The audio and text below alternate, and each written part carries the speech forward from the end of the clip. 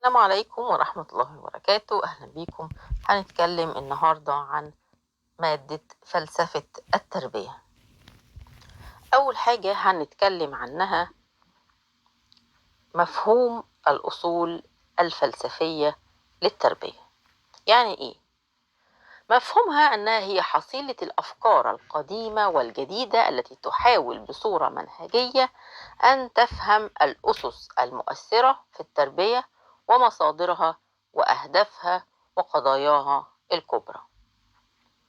طيب نيجي بقى لأهمية دراسة فلسفة التربية للمعلم.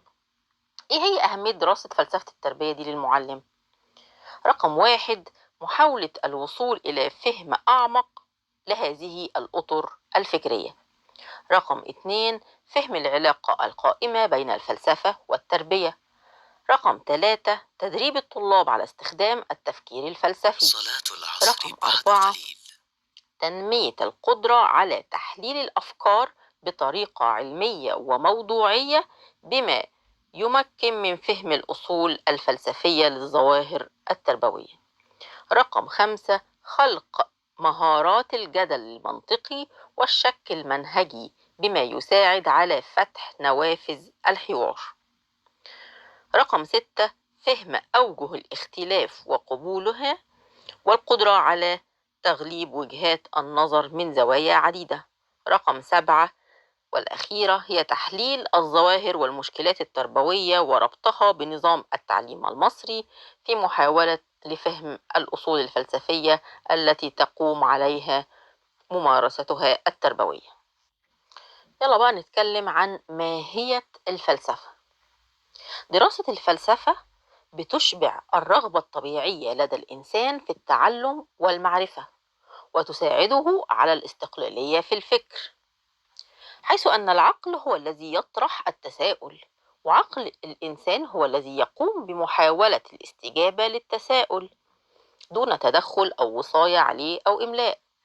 طيب الهدف إيه بقى؟ الهدف هو إعمال العقل والتفكر دون إلزام أو التزام للتوصل إلى حقائق محددة، وذلك بيعمل على تبنية الشخصية المستقلة، أو بيبني الشخصية المستقلة القائدة القادرة على تحمل المسؤولية الاجتماعية وإبداء وجهة النظر في القضايا المتعددة. تمام؟ طيب نيجي نقول بقى الفلسفة. تعريف الفلسفة، عندنا تعريفات كتير لفلاسفة كتير. نقول الأول المعنى اللغوي للفلسفة. الفلسفة عبارة عن لغة هي لفظ معرب عن اليونانية، بيعود إلى دمج مقطعين هما فيلو بمعنى حب وسوفيا بمعنى حكمة الفلسفة. إذن المعنى اللغوي بتعني حب الحكمة. طيب الفلسفة اصطلاحا، عندنا فلاسفة كتير زي فيثاغورس، سقراط، أفلاطون، أرسطو، ديكارت، ابن سينا، ابن رشد، الكندي والفارابي.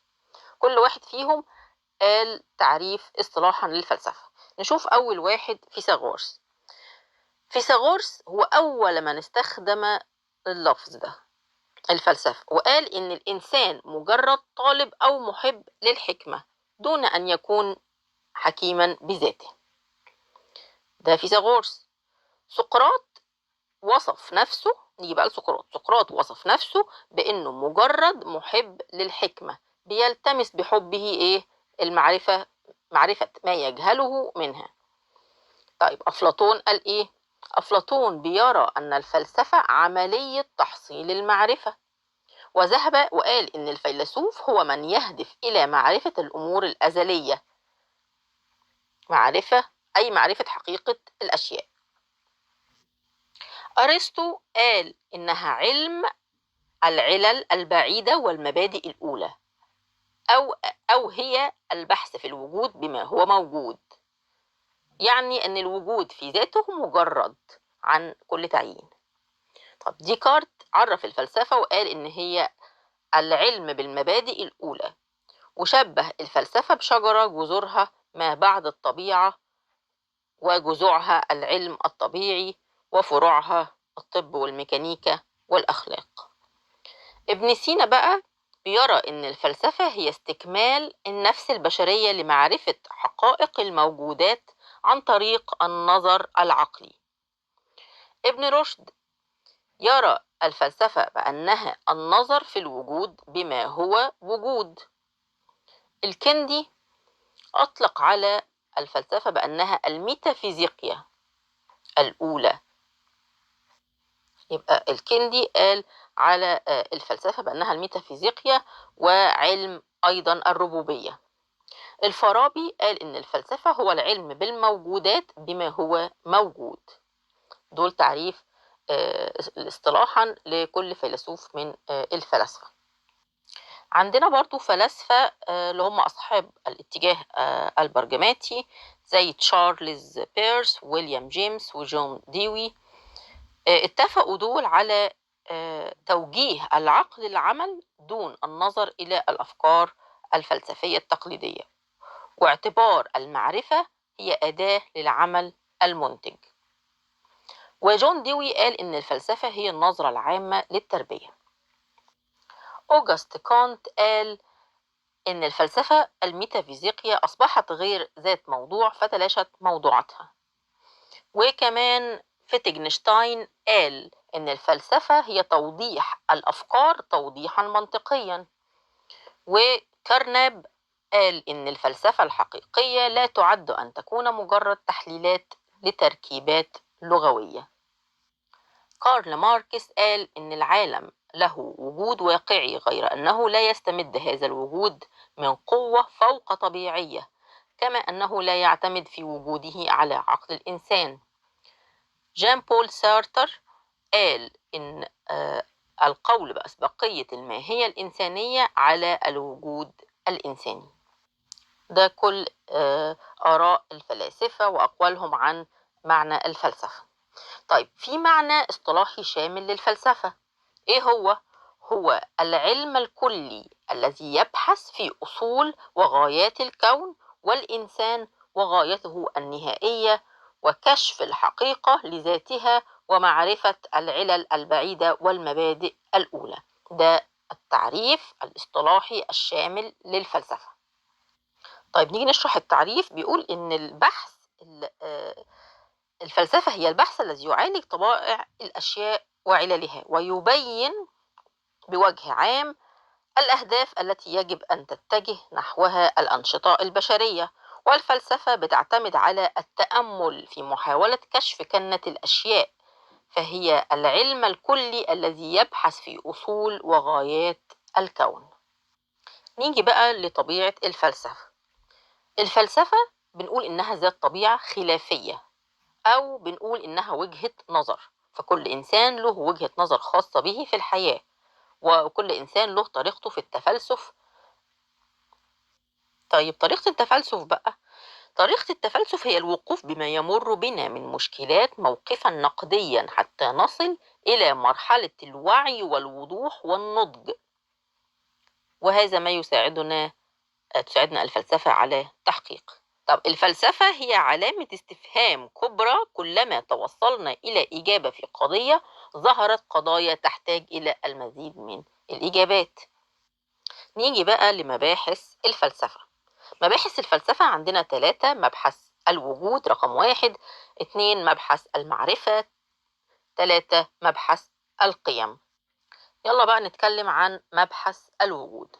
مبحث الوجود بيسمى بالميتافيزيقيا، بيتناول مشكلة الحقيقة، وبيشمل النظر في حقيقة الكون والإنسان. وفي أسئلة مرتبطة بالمبحث ده، يعني بيقولك ما هي حقيقة الكون وما خصائص الكون، وهل تخضع أحداث الكون لقانون ثابت أم أنها تحدث اتفاقا؟ طب هل هذه الأحداث علل أو أسباب أم أنها تحدث من تلقاء نفسها؟ وهكذا عدة تساؤلات عن الطبيعة وظواهرها، وكمان طبيعة الإنسان، هل هو كائن متكامل أم هو جسم أم روح أم جسم فقط؟ وكذلك الأسئلة عن الكون وإله الكون وما وراء عالم الظواهر المتغيرة وما صفات الله، وما علاقة الله بالعالم. كل دي أسئلة بتسأل في مبحث الوجود. فالوجود بيعتبر هو الخاصية الكامنة من خلق الظواهر الحسية التي نراها ونحسها في العالم من حولنا، والتي تعبر عن واقعة حقيقية. طب الدليل عليها إيه؟ الدليل عليها قول الله تعالى: بسم الله الرحمن الرحيم: أفلا ينظرون إلى الإبل كيف خلقت وإلى السماء كيف رفعت، إلى آخر الآية. تاني مبحث عندنا هو مبحث المعرفة. بيدور هذا المبحث حول ما هو صادق أو صحيح، أي إمكان العلم بالوجود أو العجز عن معرفته. هل في وسع الإنسان أن يدرك الحقيقة؟ وهل يمكن أن يطمئن لذلك؟ وهل المعرفة يقينية أم مثارة للشك؟ وما مصدر المعرفة؟ وما أدواتها؟ وما علاقة الأشياء المدركة بالقوى التي يدركها؟ كل دي تساؤلات على مبحث المعرفة. طب الدليل عليه، الدليل هو قول الله تعالى في كتابه العزيز: بسم الله الرحمن الرحيم: اقرأ باسم ربك الذي خلق. وأول كلمة قرآنية تعبر عن المعرفة هي كلمة اقرأ. فالمعرفة تهتم بطبيعة وحدود المعرفة الإنسانية وأهم القضايا التي ندرسها ومصادر المعرفة الإنسانية. نيجي بقى للمبحث الثالث وهو مبحث القيم. مبحث القيم بيدور حول البحث في القيم المطلقة، وهي قيم الحق والخير والجمال. وهل للحق والخير والجمال وجود مستقل أم هي مجرد معاني في العقل؟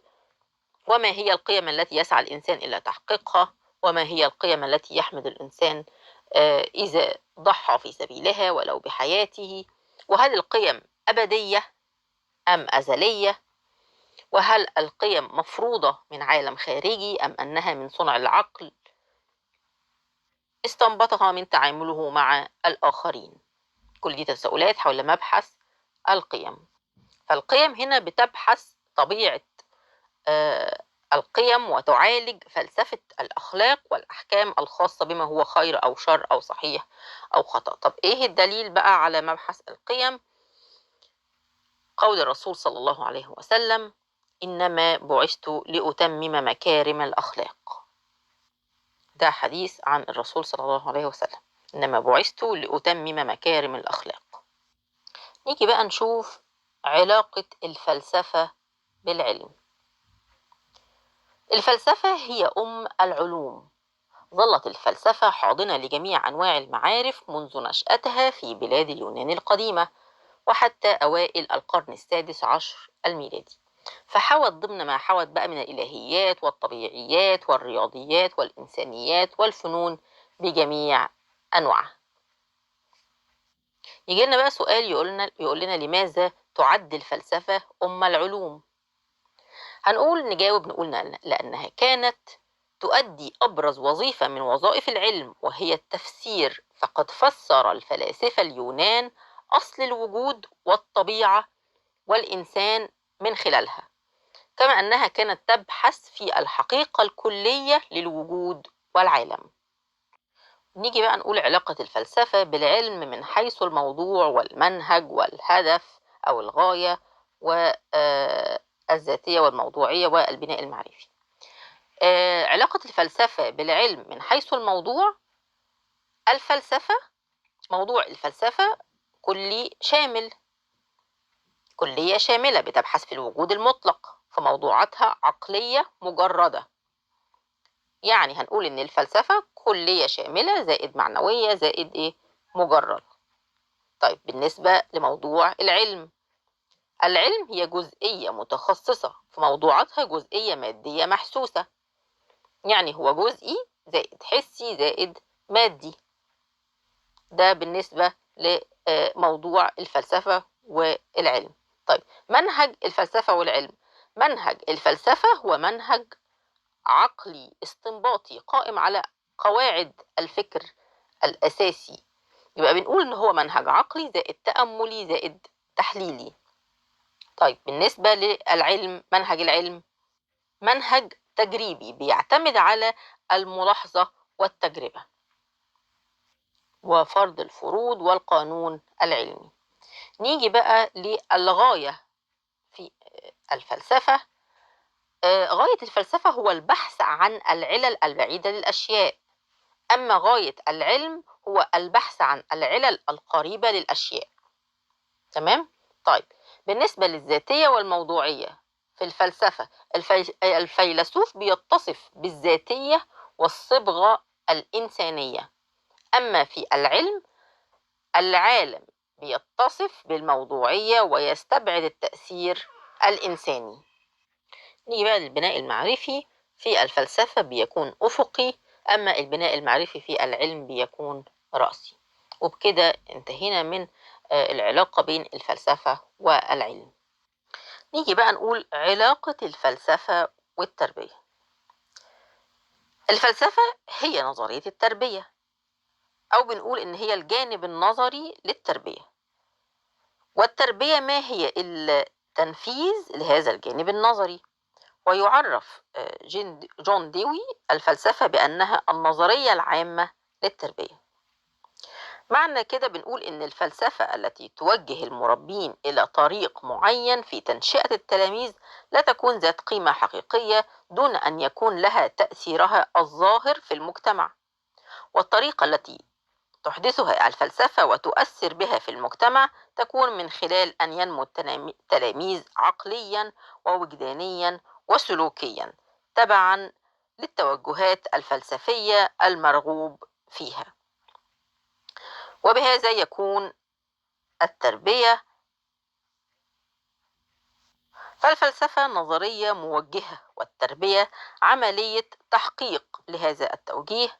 فالمربي عن طريق أهداف التربية وطرق واستراتيجيات التدريس والإدارة الجيدة بيساعد تلاميذه على النمو في الاتجاه الذي يحقق هذا التوجيه.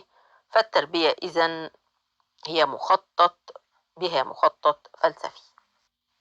جون ديوي قال إن مهمة فلسفة التربية أنها بتمكننا من التعرف على المحكات والأهداف والمثاليات التي يجب أن تحكم سياستنا وخططنا التربوية. وقال أيضا إن تبحث الفلسفة التربية في العلاقة بين أفكارنا ومعتقداتنا من ناحية، وبين الممارسات التربوية المتبعة في النظام التربوي من الناحية الأخرى. نيجي بقى لبعض الحدود الفلسفية للتربية.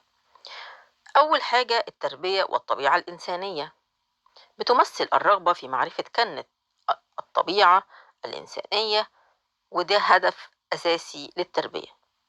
أرسطو قال إن الإنسان بطبيعته راغب وتواق إلى المعرفة. والرأسمالية قالوا إن الإنسان إنما هو متمركز حول ذاته. وعلماء النفس الاجتماعيون قالوا المجتمعات الإنسانية بحق متنافسة ومتعاونة. يعني نفسرها بشكل أفضل، محب للمعرفة وراغب فيها، يعني بإشباع تلك الرغبة والاهتمام بالميول والحاجات. متمركز حول ذاته يحب مصلحته، يعمل على إشعال التنافس الفردي والتعزيز والمكافأة. اجتماعي ومتعاون، يعمل على روح التعاون والعمل الجماعي. ثانيا التربية والنظرية الاجتماعية. التربية والنظرية الاجتماعية، هناك علاقة قوية بين فلسفة التربية والنظرية الاجتماعية، لأن التربية نفسها عبارة عن عملية اجتماعية، فإن كل ما يؤمن به المجتمع باعتباره حق فيما يتعلق بالعلاقات الاجتماعية والنظريات الاقتصادية وتطبيقاتها إلى آخر ذلك من المفاهيم الاجتماعية، يعني له تأثيره العلمي أو له تأثيره فيما يحدث في المدرسة وداخل حجرات الدراسة. عندنا مشكلة التخلف الثقافي، بيعبر عنها بعدم التوائم أو التلاؤم بين التغير التكنولوجي الذي يحدث ويتطور بطريقة أسرع بكثير من تطور القيم والأفكار والفلسفة الاجتماعية للأفراد الذين يشاركون ثقافة معينة. فنجد أن هذا بيفرض على المدرسة أسلوبا معينا، فلما كانت الثقافة في جملتها متعلمة، وكانت المدرسة من أهم الوسائط التربوية التي تقوم بإكساب الأفراد الثقافة، فإنه من الملاحظ أن المدرسة تنقل القيم والأفكار المناسبة لفترة تاريخية سابقة، ومن ثم فإن وظيفة فلسفة التربية أن تكشف عن التضمينات الفلسفية للميراث الثقافي والاجتماعي. هنتكلم عن التربية والمجتمع. بيحتاج المجتمع بصفة دائمة إلى حفظ معتقداته وقيمه وعاداته وتقاليده، وقد تبين للمجتمعات خلال التطور التاريخي لها حاجتها إلى مؤسسة تعليمية تتحمل مسؤولية نقل تلك المعتقدات وغيرها من جيل إلى جيل آخر بطريقة تتلائم وضرورات وإمكانات التطور. ومن ثم فإنه لا ينظر إلى المدرسة على أنها فقط مؤسسة اجتماعية، بل هي قلب المجتمع المحرك له. ومن ثم كان لزاما على التربية والفلاسفة التربويين أن يكونوا نظرية عن المجتمع بتشمل على أهداف هذا المجتمع والصورة التي يحاول أن يكون عليها، ثم محاولة ترجمة هذه النظرية إلى برنامج تربوي قابل للتطبيق. هنتكلم عن المدرسة والتغير الاجتماعي. بنقول إن المجتمع هنا دائم التغير، ويفرض هذا التغير بالضرورة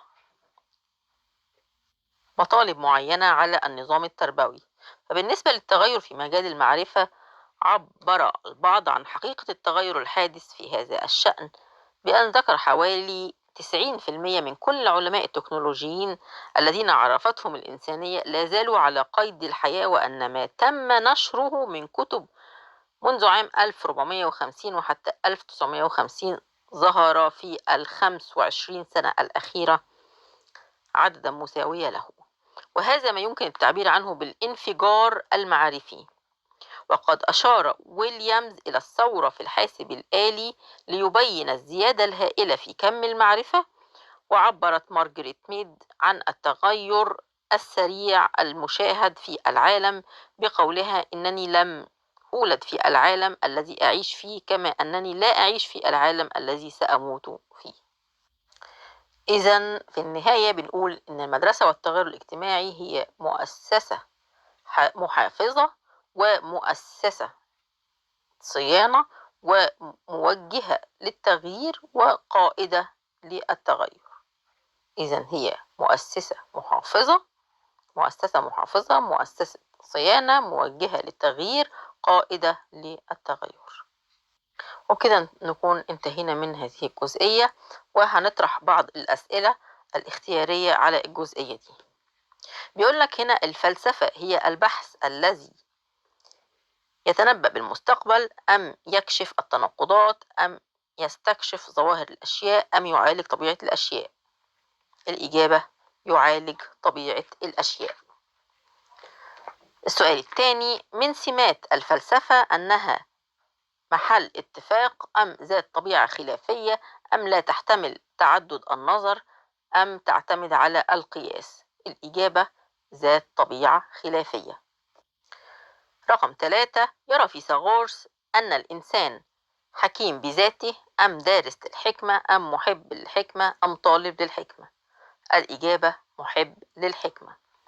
رقم 4: أطلق على الفلسفة أهم العلوم، أم أم العلوم، أم أول العلوم، أم حكمة العلوم؟ الإجابة هتكون أم العلوم. رقم 5: يقف الفيلسوف أمام ما يواجهه من مشكلات موقفا محايدا، أم سلبيا، أم ناقدا، أم إيجابيا؟ الإجابة هتكون ناقدا. رقم 6: يرى أفلاطون أن الفيلسوف هو الذي لديه قدرة التنبؤ بالمستقبل، أم يستكشف العلاقات بين الأشياء، أم يهدف إلى معرفة أصل الأشياء، أم يجمع بين التناقضات؟ الإجابة: يهدف إلى معرفة أصل الأشياء. رقم 7: يرتبط البحث في قضايا الكون والطبيعة الإنسانية بمبحث المعرفة، أم الوجود، أم القيم، أم الجمال؟ الإجابة: الوجود. رقم 8: للفلسفة 3 مباحث، هي الحق والخير والجمال، أم الوجود والمعرفة والقيم، أم الوجود والميتافيزيقيا والقيم، أم الوجود والقيم والجمال؟ الإجابة الوجود والمعرفة والقيم. رقم 9، التربية هي نظرية الفلسفة أم أحكام الفلسفة أم تطبيق الفلسفة أم اختيار الفلسفة؟ الإجابة تطبيق الفلسفة. رقم 10، الفلسفة هي نظرية التربية أم تطبيق التربية أم أداة التربية أم منهج التربية؟ الإجابة هي نظرية التربية. رقم 11، الفلسفة الدراسة الفلسفية لأهداف التربية وعملياتها وأفكارها، وتظهر من خلال الممارسات التربوية. هي الفلسفة أم التربية أم مباحث الفلسفة أم فلسفة التربية؟ هي فلسفة التربية. الإجابة فلسفة التربية.